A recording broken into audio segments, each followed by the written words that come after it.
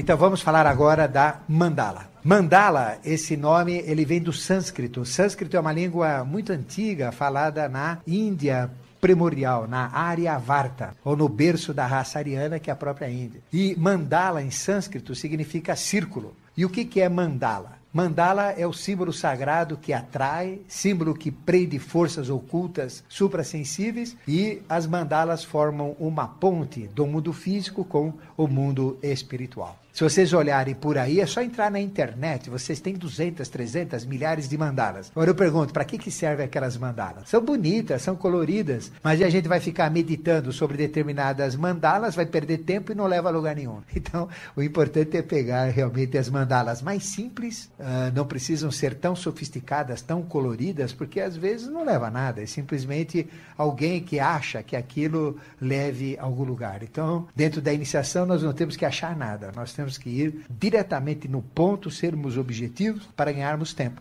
Então a mandala, ela expressa a própria impressão arcaica do inconsciente coletivo. O que é o inconsciente coletivo? É algo que pertence ao coletivo e que nada tem a ver com a experiência individual, mas sim com a experiência da humanidade, a experiência coletiva. Isso nós chamamos de arquétipos da humanidade, arquétipos da Terra. A primeira pessoa que usou essa palavra arquétipo foi Carl Gustav Jung. Então, o que são arquétipos? São conhecimentos, vivências que as pessoas têm, mas que nada tem a ver com a vida pessoal dela, com as experiências individuais de cada um, mas pertencem ao inconsciente coletivo. Então, os arquétipos são registros, são conhecimentos da própria Terra, do próprio planeta, que nós, que somos pertencentes à humanidade, conseguimos, graças a pertencermos à humanidade, entrarmos nesse conhecimento. E as mandalas, elas soltam estas linguagens, esses conhecimentos chamados de arquétipos ou arquetipais, que são conhecimentos relacionados às raças, relacionados ao passado, relacionados à própria história do planeta. Então, estes registros estão, por exemplo, na mitologia. Mitologia, mito é o culto, e logia é logos, o conhecimento. É o conhecimento do oculto. Então, a mitologia é muito usada na psicologia e ela leva a esta linguagem que a gente chama arquetipal. Por isso que os psicólogos, o próprio Sigmund Freud usou muito da mitologia, dos símbolos, de tudo que a iniciação tem. Carl Gustav Jung também usou, mas nós sabemos que Freud foi uma fraude. Eu sei que quando eu falo isso, eu machuco com os psicólogos, mas aqui não se trata de machucar, mas ele complicou, porque ele não fazia somente experiências psíquicas, mas ele também fazia experiências físicas, usava também drogas, porque ele usava os dois lados, o lado sem droga e o lado com droga. E o lado da droga, ele foi um dos precursores do uso da cocaína. Ninguém sabia o que era cocaína, ninguém conhecia, mas ele mandava vir drogas de todo lugar para pesquisar e analisar a influência na alma. Ele começou a perceber que a cocaína era o remédio da psicologia, ia abrir portas para todo mundo e começou a viciar pessoas. Ele percebeu que a droga estava viciando. As pessoas iam não para soltar a alma, mas para cheirar o pó lá. Então, realmente foi uma catástrofe. Mas Carl Gustav Jung não seguiu esta linha e conseguiu ser, eu posso dizer, o pai, não Freud, mas Jung, da verdadeira psicologia, da psicologia junguiana. Ele era cabalista, ele era ocultista também, teósofo, então ele sabia que não podia usar drogas. Freud não. Freud realmente foi um desastre nesse aspecto. Mas os próprios discípulos de Freud esconderam isso daí. Se a gente for na faculdade de psicologia e perguntar para os professores, como eu já fiz, se conhece a história oculta de Freud, eles vão dizer, não, sim, ele fumou haxixe, ele usou haxixe, fez isso, fez aquilo, mas ele era, sabe, psicólogo, precisaria saber o comportamento humano, etc, etc. Mas existem mistérios piores atrás de Freud. Mas aqui não se trata de criticar Freud, colocar um pano por cima, e quem tem uma opinião de Freud boa, continue com ela, não muda nada, mas na realidade foi um desastre. Mas Jung não. Jung trouxe realmente aqueles conhecimentos e fez surgir essa ideia dos arquétipos. E esses registros estão na mitologia, esses registros, a alma humana, estão dentro do tarô, porque o tarô é a própria história de toda a mitologia. Toda a mitologia está dentro do próprio tarô. Porque o tarô conta a história das hierarquias que estão envolvidas com o contexto humano, com a evolução. Exatamente como a mitologia conta. Tem os deuses, tem os heróis e tem os humanos. Os deuses representam as hierarquias, Os heróis, a mistura das hierarquias com os humanos, e os humanos, propriamente dito, aqueles que sofrem as consequências dos deuses e dos semideuses. E o tarô tem toda a história também desses arquétipos. Então, os arquétipos coletivos, arquétipos e registros da humanidade estão na mitologia, estão no tarô, e a mandala, ela permite então, através dessa figura, na forma circular ou não, expressar, liberar todo este conhecimento. E o tarô, ele tem 3 cartas mães que expressam Deus Trino, que são a carta 1, o mago, a carta 13, que é a morte, que na realidade é vida, e a carta 21, que é o louco, que na realidade é o homem completo, é o próprio Jesus, a carta 21, o homem perfeito. E tem 3 cartas mães, 1, 13 e 21. Tem 7 cartas que expressam toda a evolução centenária, que são 7 planetas. As cartas 2, 3, 4, 11, 17, 20 e 22. E 12 cartas que expressam os 12 tipos ou signos humanos. As cartas 5, 6, 7, 8, 9, 10, 12, 14, 15, 16, 18 e 19. Então, mandala é uma porta para esses conhecimentos chamados atemporais, ou que não dependem do tempo, que valem tanto para o passado, vale para o presente, vale para o futuro, que permite a nossa ignorância chegar a uma consciência maior, que permite o profano chegar ao sagrado. O que significa profano? Profano vem de pró, que significa antes, e fano vem de fania, que significa templo. Então, templo é o sagrado, é o divino, é o espiritual, é o que tem valor. E antes do templo é o humano, é o exotérico com X e o outro é o esotérico com S. Então, representa o que não é sagrado. Então, por isso que a mandala leva para o templo interior ou para o sagrado. Por isso que os templos são verdadeiras mandalas. Então, o que é uma mandala? É a própria estruturação de um templo. Por isso que todos os verdadeiros templos são redondos por dentro e quadrados ou retangulares por fora. Então, essa configuração redonda ou circular por dentro dá essa característica sagrada. É muito mais fácil chegar ao sagrado dentro de um círculo do que dentro de um quadrado. Este é o princípio. Por isso que eles são mandalas internamente ou são circulares e quadrados retangulares externamente. Através da mandala, as mandalas conectam o quaternário, os 4 reinos, os 4 corpos, o físico, vital, o astral, o mental, os 4 estados de matéria, sólido, líquido, gasoso e plasmático, que é o estado que mais tem no universo, que é o estado do Sol, o estado das estrelas, e a ciência desconhecia até pouco tempo, é o que mais existe, é o estado do Sol e das estrelas, ou plasmático. Os 4 elementos, terra, água, fogo, ar, as 4 forças ou táttivas, Prithvi, Apas, Tejas, Vayu, os 4 corpos, físico, vital, astral e mental, 4 planos, os mesmos, físico, vital, astral e mental, os 4 sistemas, Saturno, Sol, Lua, Terra, as 4 estações, verão ou Órion, outono ou Leão, inverno ou Escórpios e primavera ou Pégasus. Então, é o próprio tetragramaton. Então, existe uma conexão da mandala com o tetragramaton. E o tetragramaton, quando é pesquisado, quando é estudado, ele vira uma mandala. Ele libera os próprios arquétipos. Então, não tem uma diferença entre eles. O tetragramaton, por si só, é uma mandala. Cada uma das 22 lâminas do tarô maior, por si só, é uma mandala. Então, qualquer símbolo, Jesus crucificado é uma mandala.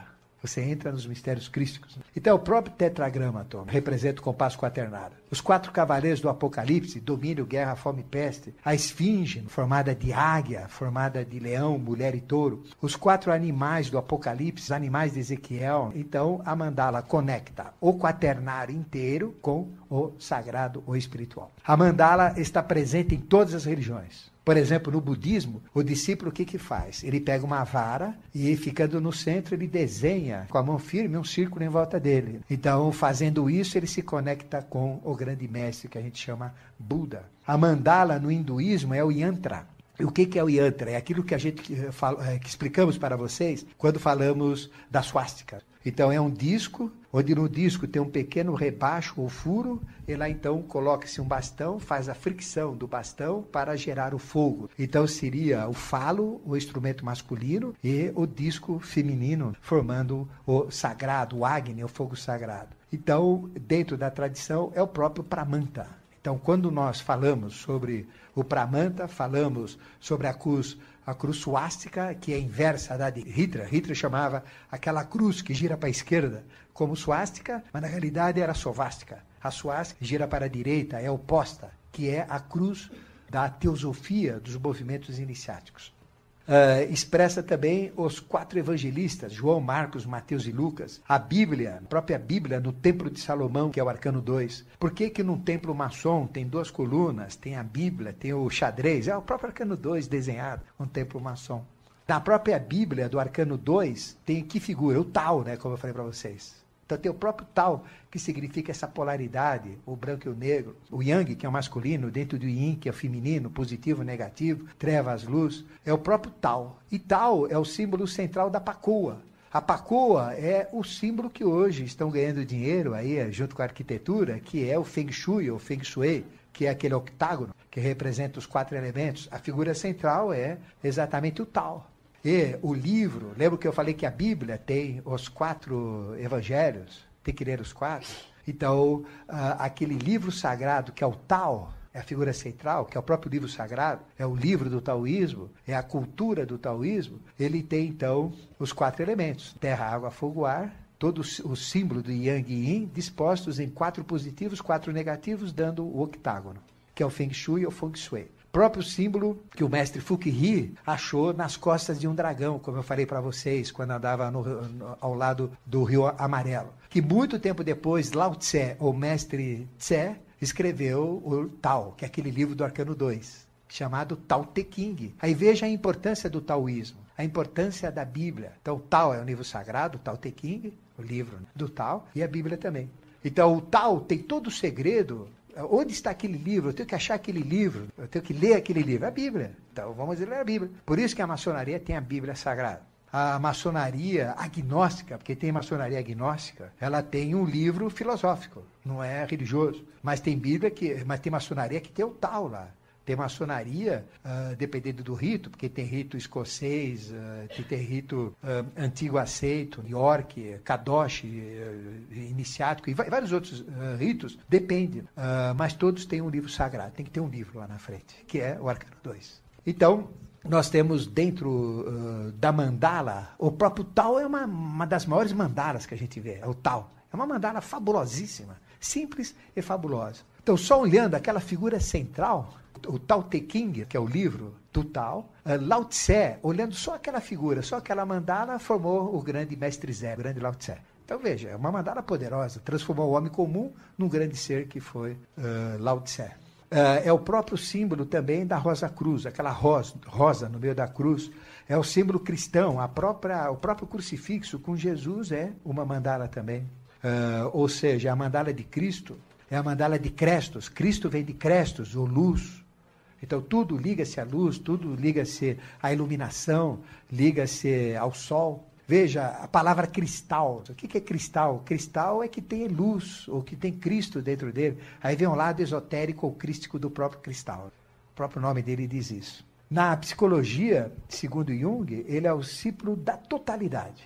Então, a mandala significa a totalidade. Porque a mandala, ela expressa o próprio Sol, expressa toda e qualquer estrela, expressa a própria Terra, porque ela é circular ou esférica. Então as mandalas mais poderosas são tridimensionais ou esféricas.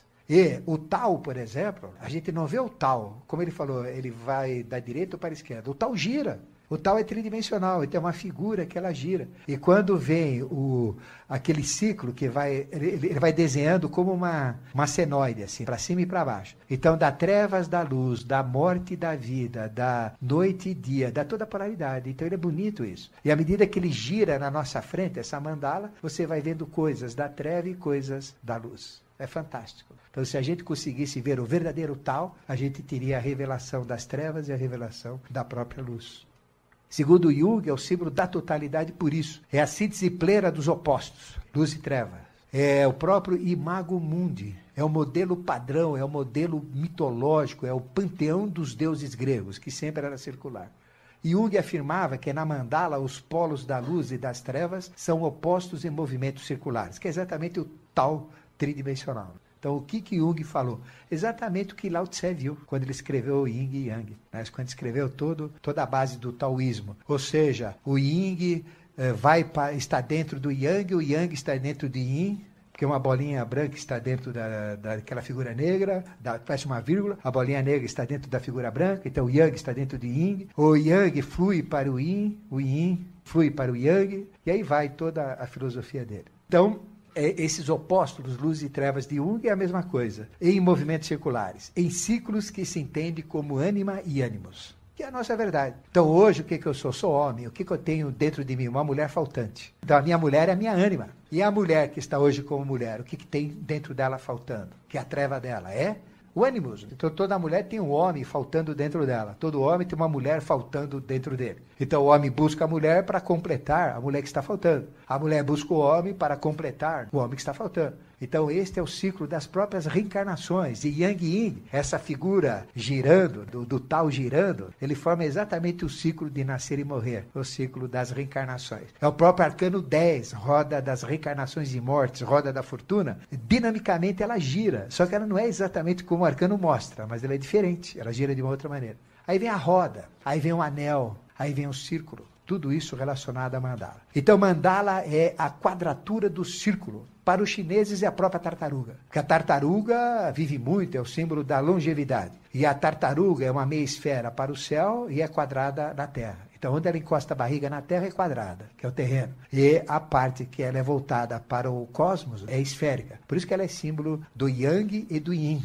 Yang é ímpar. É a esfera, e Yin é par, aí vem o quadrado, que simboliza a polaridade. Então, o Yang é um traço só, o Yin são dois traços. Então, representa a própria tartaruga, que é um símbolo iniciático sagrado. Depois, ela liga o céu e a terra. A mandala é o símbolo mais antigo, é a própria roda que representa a evolução. Quando que nós conseguimos acelerar a evolução? Quando descobrimos a roda. Da hora que descobrimos a roda, aí começou a girar mais a evolução. Então a roda, ela significa a própria evolução. Por isso que o círculo mágico é um círculo de evolução, tanto para a magia negra como para a magia branca. Ou eu evoluo na magia negra, ou eu evoluo na magia branca. Aí vem os círculos mágicos. Então, o anel que a gente casa, quando a gente se compromete com uma mulher ou com um homem, tem um anel, que é a aliança. Aí vem a arca da aliança, o que é? O anel também. E o que é o anel? É a circunferência. A circunferência é o que envolve o círculo. Então, é a proteção do próprio círculo. O círculo é o dedo. E o anel representa a proteção do dedo. Quer dizer, meu dedo está protegido por uma mulher. Bom, aí vem o símbolo da própria evolução. Então, a mandala representa a evolução. A roda representa movimento, representa dinâmica, representa a própria evolução. E o universo inteiro, ele descreve movimentos de rotação. A Terra gira em torno de si mesma, todos os planetas giram em torno de si mesmo, o Sol gira em torno dele, a galáxia gira em torno dela, o universo gira, tudo gira, não tem nada parado. Então, eu não sei se vocês sentiram, mas a mandala é a evolução. Então, quando eu tenho uma mandala, eu estou provocando, estou excitando a própria evolução. E essa é a finalidade da mandala, é excitar, aumentar, acelerar a própria evolução. Aí vem os círculos de fogo que a gente faz, os círculos de proteção, círculos de magia dos templários, dos druidas e de todas as tradições. Sempre que a gente faz um círculo, a gente consegue alavancar poder. A gente simboliza o sol, simboliza o sagrado. E do meio do círculo é colocado sempre o fogo, que é o Agni, por dois motivos. Para isolar o astral, afastar as trevas e para atrair por aquele fogo forrático dali. Aí vem o simbolismo da sacerdotisa, do fogo, dentro dos rituais e dentro de um círculo mágico. Então, qual seria a maneira da gente fazer um círculo mágico por excelência? É ter um círculo, formar um círculo de proteção, com fogo, com pessoas ou com qualquer coisa que proteja em volta e ter o fogo mesmo vibrando dentro desse círculo.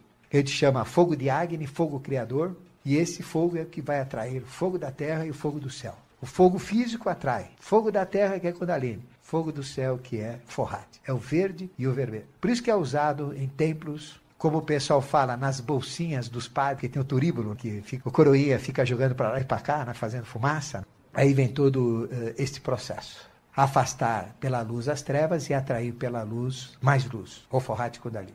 Então a mandala, ela tem essa característica fundamental. Então você mentalizar o globo azul é você mentalizar a própria egrégora, que é uma forma de pensamento, só que ela é tridimensional, então é muito mais forte. Uma mandala plana é forte, mas uma mandala tridimensional ou esférica é mais forte ainda.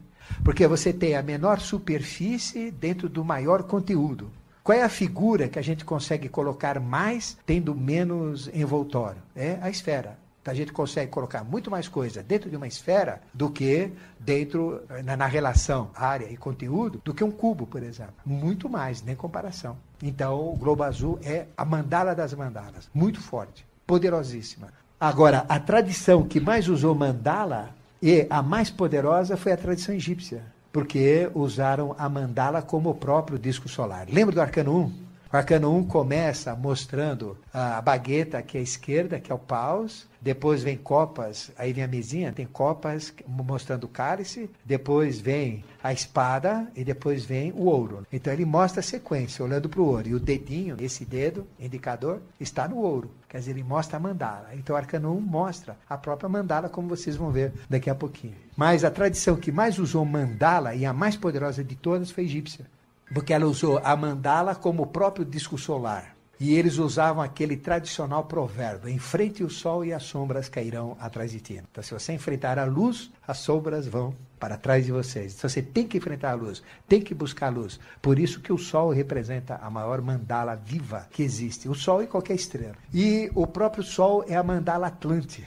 As mulheres atlantes, os homens atlantes, usavam esse símbolo solar, que os próprios egípcios usaram depois, em fases posteriores à Atlântida. Porque a Atlântida, ela teve duas bifurcações, isso há 850 mil anos atrás. Uma que foi para o norte da Índia, dando todo o aspecto feminino lunar, a lua também é uma mandala, mutável, e outra imigração, ou migração, melhor dizendo, que foi para o Egito, que é a solar. Então é lunar e solar. Então Sol e Lua são as grandes mandalas. E próprio Deus mostra para a gente onde estão as mandalas. Já que mandala é algo circular ou esférico, o que vocês veem de maior no firmamento? O que vocês conhecem de maior tamanho?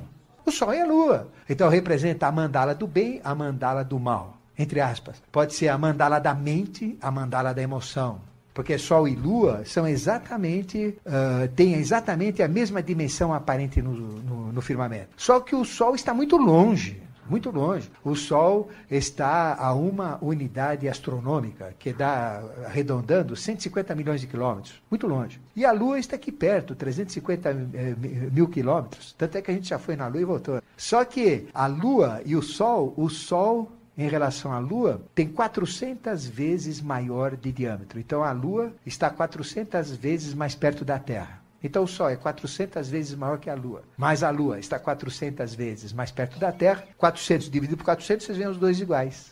Então por isso que os dois têm o mesmo tamanho. Mas o Sol está muito longe e a Lua está muito perto. Então são as duas grandes mandalas, o nosso pai e a nossa mãe. Então são três mandalas. A Terra, tetragrama do que abre essa mandala. A mandala Lua, emocional, e a mandala Sol, mental. São três grandes mandalas. As maiores mandalas. Então não adianta entrar na internet e ficar pesquisando mandala, 300 tipos, com desenho, com ricocó, não sei o que lá, arabesco aqui. Isso é tudo bobagem. Olha o Sol e olha a Lua. São as mandalas grátis e mais poderosas. É a mandala atlântica como atom ou disco solar. As mulheres usavam um círculo vermelho assim nas suas roupas. Eram grandes, 2,30 m, 2,40 m, com vestidos tipo saco. Lembra daquela moda saco? E usavam a esfinge no peito aqui. Uma esfinge do sol bonita. Então é uma mandala muito antiga, principalmente nesta fase chamada Atlântica. E esse disco solar foi, para os egípcios, o próprio Osíris. Horus, com seus 4 filhos.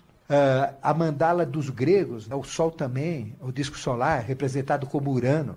Urano, que na mitologia é o mesmo Hélio, que é o mesmo Apolo. Então é o mesmo Sol, é a mesma mandala, vamos dizer. É a mandala dos persas, como Zoroastro.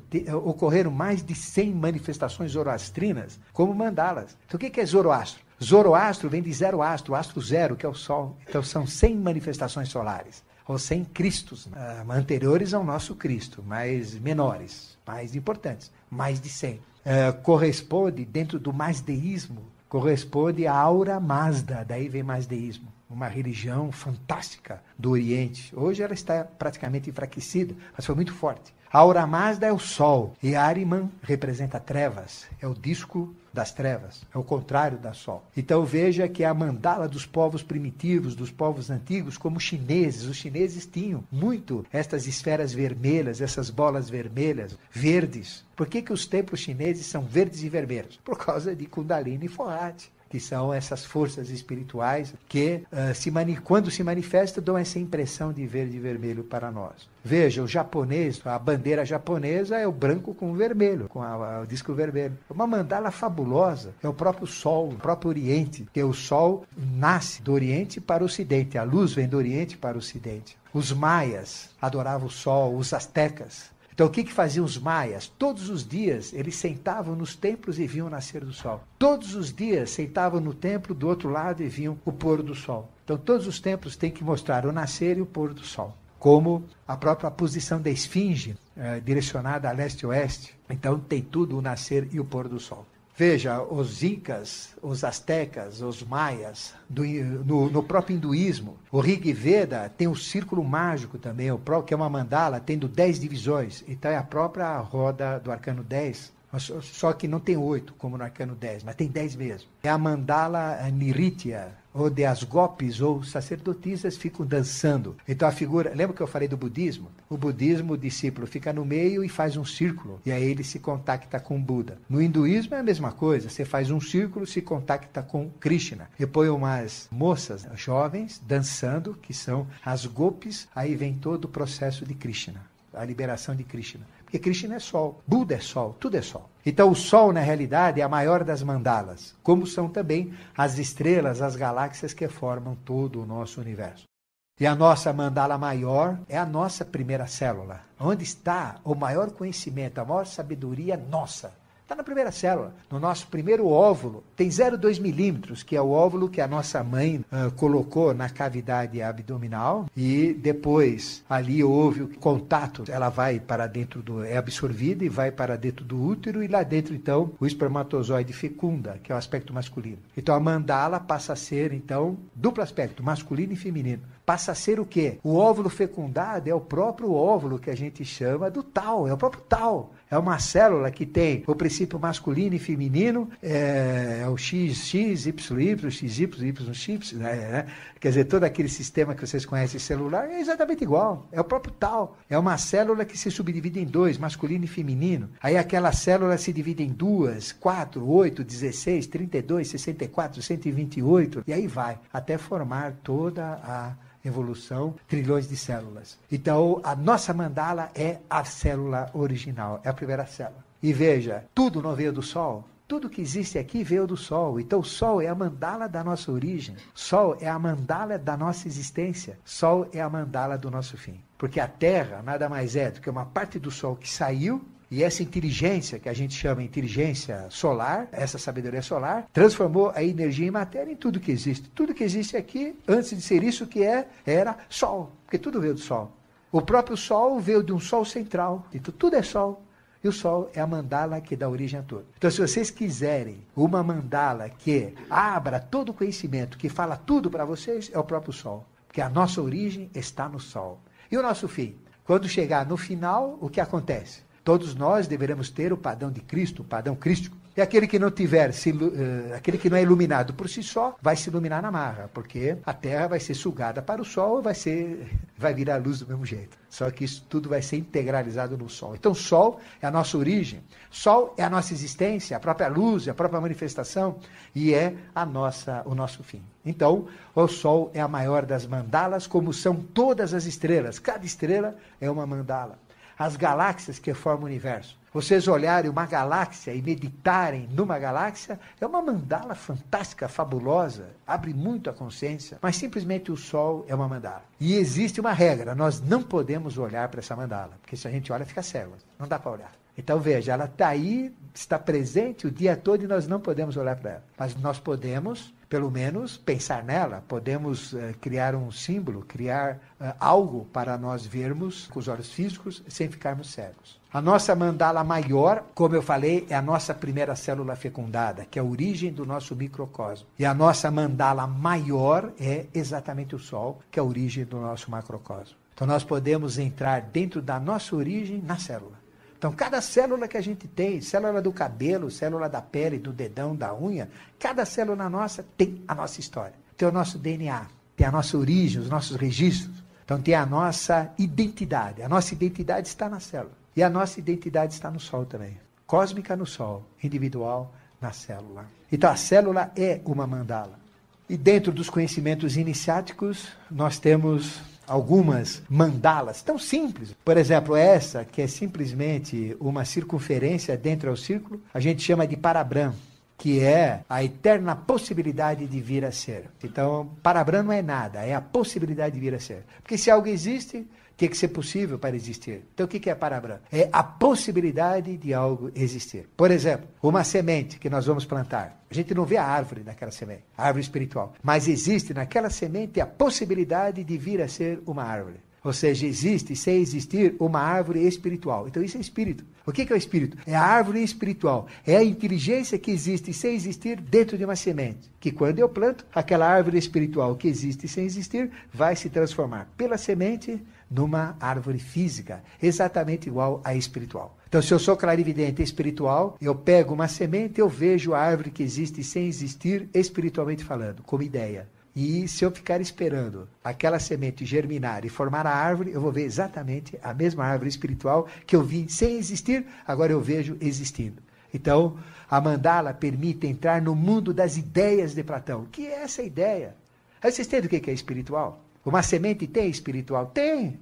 Toda semente, um saco de semente tem um espiritual. Tem a árvore que existe sem existir, que é o espiritual. Se você plantar essa árvore que existe sem existir, que é a ideia que existe naquela dimensão espiritual, mas não na nossa, ela vai surgir fisicamente na nossa dimensão. É só ideia. Por isso que a gente chama mundo das ideias, que é o mundo espiritual. Então não tem nada manifestado fisicamente, é só ideia. Então o que é espírito? É ideia. Então o que é meu espírito? É a minha ideia. O espírito é a ideia que me criou. Então o espírito tem toda a minha criação, tem toda a minha origem, tem a minha realidade e tem o meu fim. Então o espírito é o registro completo da minha experiência. O que é meu espírito? É a inteligência que me criou. A própria inteligência que me criou. Por isso que nós é que nos criamos. É a inteligência que nos cria o nosso espírito. O que é anjo da guarda? É a inteligência que nos criou. Ela é o espírito que nos criou. É o quinto princípio. É a própria inteligência. Então, eu existo aqui. Mas antes de existir, eu existia sem existir em possibilidade. Por exemplo, no dia que meu pai fecundou minha mãe, sei lá eu como que aconteceu, o que provocou isso, talvez passou um trem perto, eu não sei. Aí o que aconteceu? No momento que o espermatozoide dele, aquele que venceu, entrou dentro do óvulo, ali então veio a ideia da minha criação. Então, se eu fosse clarividente, eu viria todo o meu destino. Já existe o destino ali. Toda a minha criação, desde uma célula se multiplicando em 2, 4, proliferando, até formar um corpo que forma o primeiro feto completo. Aí tem a dinâmica do crescimento. A gente viria tudo isso. É uma consciência de tudo. Até como eu sou hoje, com o cemitério de frango, com todo o jeito que eu estou, e até quando eu morrer, o momento da minha morte. Então, tem tudo isso. E essa inteligência, então, está junto comigo. Eu interfiro, eu interajo com ela, na minha ignorância e ela na sabedoria. Ela é o meu destino. E pelo meu livre-arbítrio, ela vai ajustando automaticamente as ideias em cima daquilo que eu aconteço, daquilo que eu faço. Então veja que coisa maravilhosa. Antes de existir, a gente já existe em possibilidade, como ideia. E agora a ideia está se transformando em realidade. Não é muito agradável, mas é. É como é. Então, representa Parabrahma. Ficou claro o que é Parabrahma? É a eterna possibilidade de vir a ser. Então, Parabrahma tem toda a possibilidade de ser qualquer coisa. É ideia. É apenas ideia. Agora, vai acontecer alguma coisa? Então, existe um germe aqui. Então, é isso que vai se transformar. E a ideia vai se transformar em manifestação. Então, aqui tem que ter o germe, que é a primeira célula, é o primeiro óvulo, é uma estrela, é algo que vai começar toda uma evolução. Isso a gente chama pai, ou primeiro logos ou causa. Aí, automaticamente, esta célula, tendo o embrião, no nosso caso, o óvulo de nossa mãe, 0,2 milímetros de diâmetro, recebe o espermatozoide, esse pontinho no meio. Então, está fecundado. É uma possibilidade. É possibilidade? Não. É realidade. Engravidou mesmo. Não é mais possibilidade. Aí não é a menstruação que vai ocorrer. Não, aí é a gravidez que vai ocorrer. Então não é mais possibilidade, é realidade. Então a ideia, através desse primeiro ponto, que é a primeira célula, vai criar um ser humano. Então eu já existo como ideia. Eu vou então começar a formar daquela célula um ser completo, toda uma história evolutiva. Aí então, essa primeira célula se divide em duas. Aí a polaridade. Depois se divide em 4. Aí a polaridade da polaridade. Aí se divide em 8, 16, 32, 64, 128, 256, 512, 1024, 2048, 4096, e assim vai. Então, até formar trilhões de células que formam o nosso ser. Então, a inteligência, a ideia que está aqui dentro, como tem a possibilidade, por uma célula ela vai se multiplicando. Então, a gente olhar uma célula se multiplicando é ver uma mandala dinâmica ao longo do tempo, ao longo da criação. Por isso que a mandala mais poderosa é essa daqui. Não existe uma mandala mais poderosa que essa. É uma mandala fantástica. Essa mandala é a mais simples. Você não precisa entrar na internet. É só desenhar. Então o que vocês fazem? Desenham um círculo de mais ou menos 1 centímetro de raio, 2 centímetros de diâmetro. Então pega um compasso com 1 centímetro de raio e coloca 2. Se quiser, proporções perfeitas com 22 milímetros. Pronto. Aí fica perfeitinho. Melhor disco, 22 milímetros. 11 de raio. Depois pega onde tem a ponta seca do compasso e cria um ponto bem marcado lá. É uma mandala. Aí o que vocês fazem? Vocês começam a uma distância de 15 centímetros, colocam em cima da mesa, ficam olhando. 15 centímetros. Não assim e não assim. 15 centímetros mais ou menos. 15 centímetros não, um espaço de leitura, vai. Qual seria o espaço que vocês leem? O espaço que vocês leem, mais ou menos aqui. 20 centímetros. Aí coloca isto e começa a olhar. Aí vocês põem a consciência aqui. E começam a meditar. Aí vocês estão vendo pelo rabo dos olhos, de esguelha, de soslaio, estão vendo tudo que está de volta. Mas se vocês se concentrarem, vocês vão começar a ver só a mandala. Só a mandala. Aí tudo começa a ficar apagado. De repente você só olha a mandala. Quando vocês conseguirem só olhar a mandala e no papel branco só ver, esse círculo pode ser feito de azul, que é o mais ideal. O ideal é feito de azul. Círculo não, a circunferência azul, o papel é branco. Aqui é branco, branco. Mas este círculo azul e o ponto azul. Ou então, cor negra. Então, simplesmente ficar olhando. Aí o que acontece? O ideal é fazer azul, porque olhando muito, o negro vira incolor, vira branco. E o azul vira laranja, o amarelo. Aí, de repente, vocês não enxergam mais nada que está de fora, só enxergam o círculo. Aí, o que vocês fazem? Aí vocês coloquem a consciência na circunferência, que é essa linha. Vocês não veem nem fora nem dentro. Aí vocês coloquem a consciência no ponto. Quando vocês conseguirem só enxergar o ponto e não enxergar a circunferência, vocês então conseguem se concentrar num ponto. Isso chama-se, dentro da iniciação, ponto de dharana, ou ponto de concentração. Então, quando você conseguir fazer isso, você tem o maior poder mental. Essa mandala te dá um maior poder mental. O que você pensa se realiza. Então, isso vocês conseguem. Eu conheci pessoas que, praticando 15 vezes, já conseguiram chegar no ponto. Tem outros que tiveram que fazer 100 vezes. Depende da dispersão de cada um. Mas quando vocês enxergarem só um ponto, esse ponto circular, aí vocês têm o maior poder mental. Então, essa mandala vai falar para vocês. Começa a falar com vocês. Uma mandala simples. A gente faz em qualquer papelaria aí, qualquer papel que vocês tenham, branco, com um compasso aí, ou com uma moeda achando o ponto aí. Então, se você fizer maior, então fazer uma mandala que a gente só enxerga. Aí é preguiça mental. Então, quando você consegue concentrar a sua mente em 2 centímetros, aí você consegue se concentrar. Por exemplo, tem pessoas que não têm concentração, não conseguem se concentrar. Então, essa mandala permite uma concentração. Quando você consegue ficar dentro do círculo, ou seja, não enxergar a circunferência, que é a linha de fora, você está com a sua concentração em 2 centímetros. Agora, quando você conseguir colocar no ponto, sem enxergar a circunferência, só enxerga o ponto, você consegue, então, dentro da dimensão do ponto. Então, você consegue concentrar. E quanto mais você concentra a mente, mais poderosa ela fica. Mais ela revela coisas para vocês. Mais forte ela fica. Então, essa é a mandala que a gente chama mandala solar. Você pode piscar, não tem problema nenhum. Então, você tem que ficar concentrada. Não é o físico, não é piscar ou não. É mentalmente. Então, você tem que concentrar a sua mente dentro daquele aspecto. Não é físico, é a mente que vai provocar isso. O processo é mental.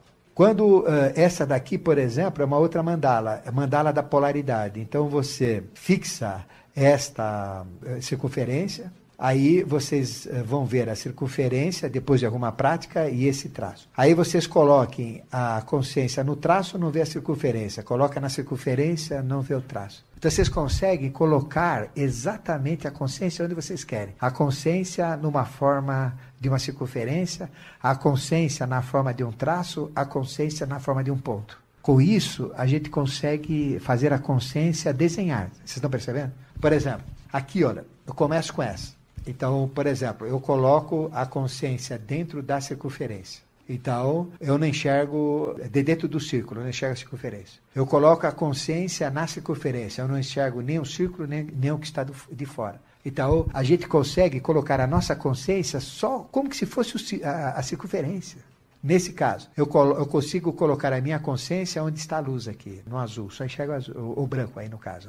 Né? Eu coloco aqui na circunferência, só vejo a circunferência. Coloco no ponto, só vejo o ponto. Aqui, eu coloco no traço, só vejo o traço, não vejo a circunferência. Coloco na circunferência, só vejo a circunferência, não vejo o traço. Aqui, eu coloco na cruz, não vejo a circunferência. Coloco na circunferência, não vejo na cruz. Aí, que conclusão que vocês tiram? A consciência de vocês pode ter a forma do objeto que vocês estão colocando. Aí, eu pego uma letra iode. Eu coloco a minha consciência dentro do iode. Sabe o que vai acontecer? O iode fala para mim tudo sobre iode. O tarô, eu coloco a consciência em cada ponto do tarô, dentro daquele livro. Aí eu só vejo o livro, não vejo mais nada. Vamos pegar o tal, aquele lâmina 2. Eu coloco só no livro, não enxergo mais nada. Vocês falam, impossível isso? Não, você só enxerga o livro, não enxerga mais nada. Então você consegue colocar a sua consciência onde você quiser. Quando você põe a sua consciência dentro daquele livro, o livro se abre e você começa a ler o livro. Aí você coloca no tal, você só vê o tal. Então, qualquer coisa. Você coloca a consciência, por exemplo, na íris de uma pessoa. Você vê tudo o que aquela pessoa vê com aquela íris. É fantástico. É uma capacidade incrível. E a íris é a nossa mandala. É a mandala viva. Porque a íris, ela é circular, ela tem o formato esférico, que é do olho, meio esférico, e permite enxergar tudo. Então, quando a minha íris adquire a forma daquilo que eu quero ver, aí aquilo que eu quero ver se abre totalmente para mim.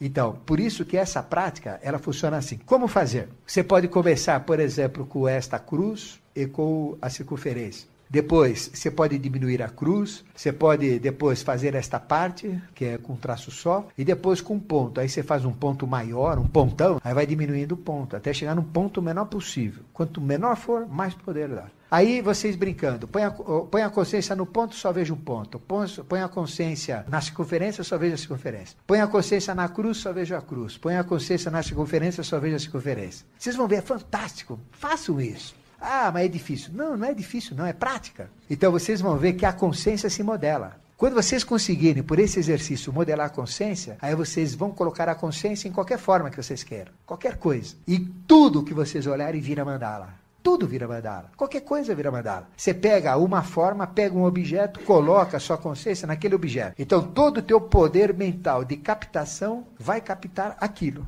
E a sabedoria está nas coisas.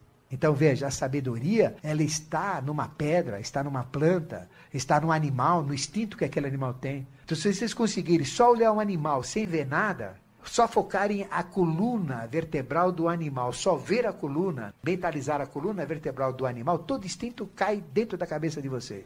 Isso são mandalas, qualquer coisa é mandala. Ficou claro que aqui torna qualquer coisa mandala, mas a mandala das mandalas é circular. Existe a mandala que a gente chama elipse, que é a figura sagrada, que ela tem 2 centros. Então, esta circunferência tem um centro só. A mandala elipse, ela tem 2 centros. Então, veja, todos os planetas descrevem órbitas na forma de elipse em torno do Sol. Então, tem a elipse de Mercúrio, a elipse de Vênus, a elipse da Terra, de Marte, de Júpiter, de Saturno, Urano, Netuno, até o último, que é Plutão, também tem uma forma elíptica. Então, tudo é elipse. E por que existe elipse? Porque elipse é a figura sagrada que tem 2 centros, um centro real e um centro oculto. Então, se eu tenho um centro real e um centro oculto, eu tenho algo que chama-se vibração. Porque a vibração tem que ter polar. Porque a vibração tem esquerda, tem direita, tem cima, tem baixo. A vibração é polar. E a elipse provoca a própria vibração. Aqui vocês vão entender pela elipse que é exatamente os 2 polos de Jung, o espiritual e o material. Vocês vão ver que atrás do sol físico existe um sol oculto. Então o Sol físico fica aqui no centro da elipse e o planeta fica dando a volta em torno de um dos centros. Mas existe o outro Sol oculto que a gente não enxerga, que ele é tão brilhante quanto esse. É diferente. Então existem 2 sóis na realidade. Esse que a gente vê e um Sol que a gente não vê, que é o Sol oculto. O Sol oculto é o Sol espiritual, é o Sol que existe sem existir, que permite que o Sol físico exista. Tudo é polar. Então, quando a gente analisa os movimentos planetários, isso também acontece no átomo. Então, o elétron fica dando a volta em torno do núcleo. E o que tem no núcleo? No núcleo tem os nêutrons e os prótons. E em volta ficam os elétrons. Então, o que um elétron faz no íntimo da matéria, os planetas fazem no cosmos. Então, é o microcosmo, átomo, e o macrocosmos, planetas.